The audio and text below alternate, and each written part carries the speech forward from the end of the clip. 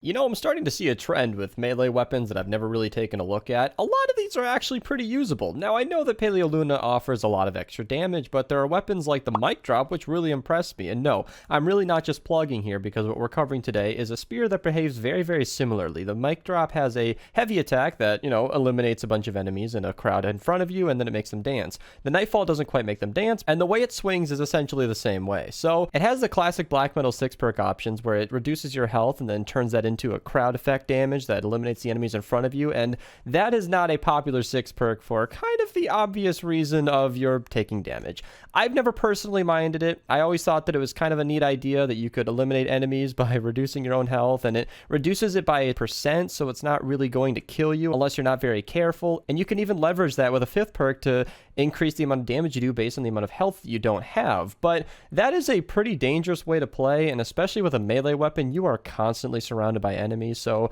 while I do say that you'll only die if you're not being careful, I can understand how it's pretty hard to not die if you're trying to take on an encampment or something. However, with the new update recently, you can now have a special 6 perk, and that is what is on the copy that you're seeing today, and that is a 44% damage bonus to nature enemies. And if you weren't aware, the black metal weapons can only be physical and fire. So while I would never recommend physical normally, some weapons can get away with it, like the black drum. I'll link that video down below. I'll link all my black metal videos for that matter, and I will be updating those links as I release more of these videos, because today, if I stay in shape and I stay on track with what I want to do tonight, I will be uploading 2 melee videos. So if you're watching this as the day of release, then the Brood Slicer should be short behind, and if you're watching this in the future, then of course it'll be linked below and recommended at the end of this video if I remember to update that. But because of this new 6 perk, it really gave me a second look at these weapons. Obviously, them coming back to the game from the Fortnite Mares Llamas was kind of a big deal, and that's why a lot of people are talking about these weapons again. But I think that 44% damage really makes it pretty viable, because you'll see that it does,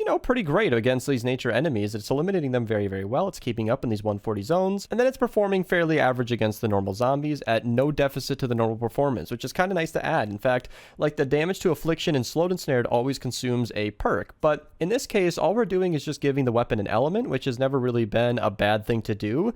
And because of the 6 perk being damage to nature enemies, it really works well with the fire element to make this a super effective version of the weapon. Now, if you're trying to spec this thing, let's talk about it. So big thanks to Moonman and Daniel. The 2 of them offered the Brood Slicer and the Nightfall to me, and I really appreciate those 2 helping me perk it up. So my copy is still level 12, but huge thanks to those 2 for supplying me those weapons. In this case, if you're trying to perk the Nightfall, it depends on the 6 perk. So we're going to start there. You do have a few options, and right off the bat, no, I do not recommend using your core reperk on this. It's not that big of a deal. First and foremost, it's not that strong of a weapon. I mean, it's good. It's fine. You can see I'm using it in game. I didn't really die at all using this, and I was actually fairly impressed. If you want to have a fun time using an off-meta weapon, then you can go ahead and try out the Nightfall. It's not some kind of game changer. This is not a must perk, so I would not recommend using your core reperk on it. It's not that big of a deal. And of course, the other reason is that it is available in the llamas right now. So if you just want to speedrun some dungeons, a link below on how you can do that. You can do it very effectively. You can absolutely just storm through those dungeons and open lots and lots of llamas and probably get plenty of copies of this thing. So there is no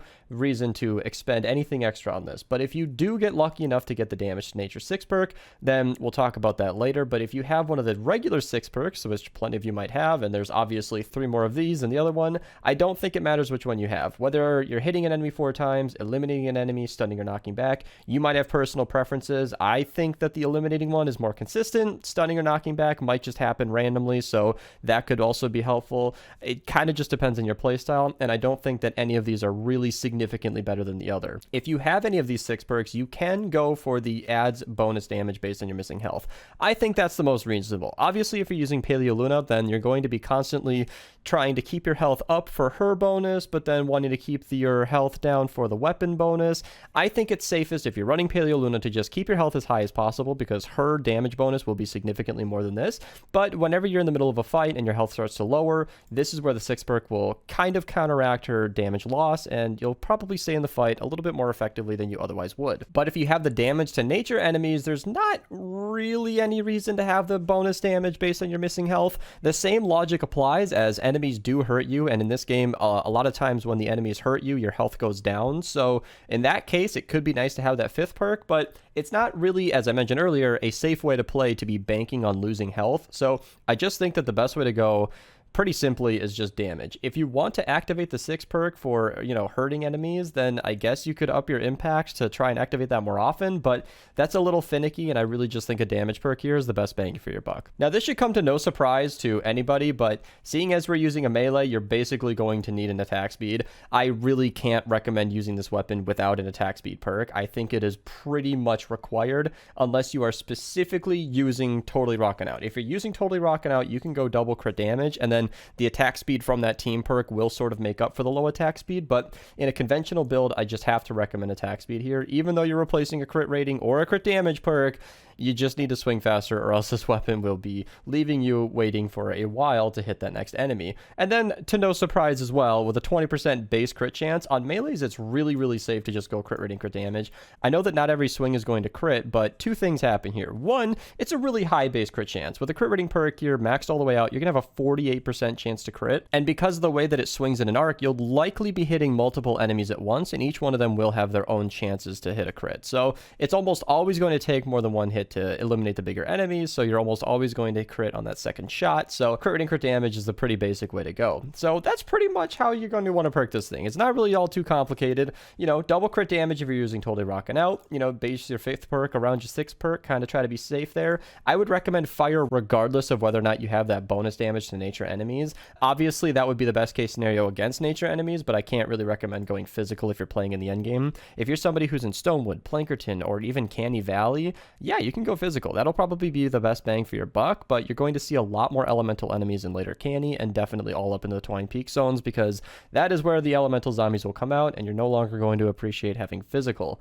And then, of course, for the normal build, just attack speed, crit rating, crit damage, and then if you really don't mind attack speed and you're okay with a slow swing speed, then a second crit damage perk on top of a crit rating perk is probably an okay way to go. You never want to go double crit rating because of diminishing returns. If you want me to explain that, I'm going to link my Silent Spectre video down below. It's a video you should check out anyway, but I kind of get into it there. But the basic idea is that crit rating, the more crit rating perks you have, the less effective each one is, and in this case, it would be significantly better to just have crit damage, attack speed. Any of these would be more useful than that second crit rating perk. All of these would apply more damage to your total output.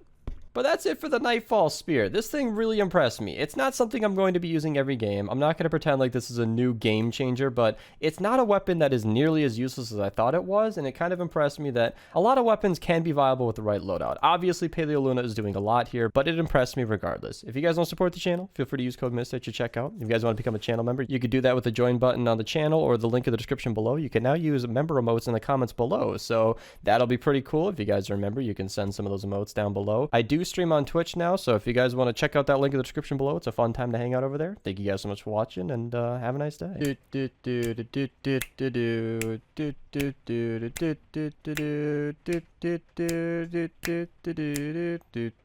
And then